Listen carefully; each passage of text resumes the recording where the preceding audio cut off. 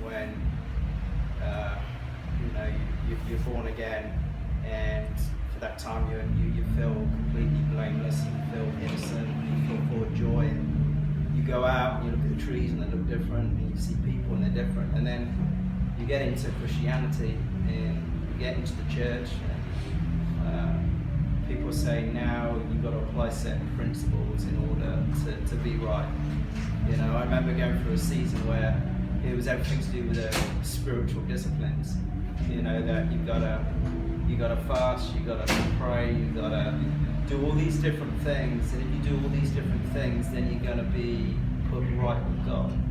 You're gonna be right with God, and that will make you whole. And I think most of the church is still in that place that I feel like I'm lacking life.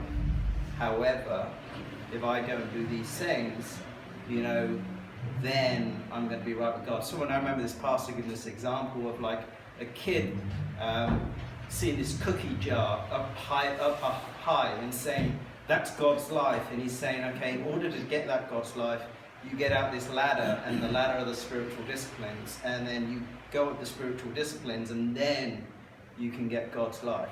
And I mean, you look at that, and it's absolutely obscene when you think about it. Because you know that when you get on that ladder, it's never ending, and you're never ever going to find life. It's kind of crazy.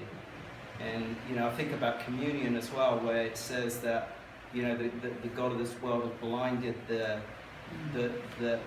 people in this world, and believers as well. Because I think when I thought of communion, you can speak to a Christian and say, okay, look at the Old Testament and look at the Old Covenant and look at the sacrificial system and say, okay, what was God pleased with? Was he looking at the people, or was he looking at the lamb? They're always like, no, he was looking at the lamb, and it took their sins away for a year, and they were joyful.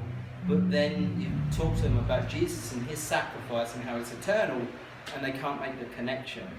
And it's the God of this world has confused and blinded the mind of not just unbelievers but believers of that truth. Mm-hmm. So it's just Yeah, we made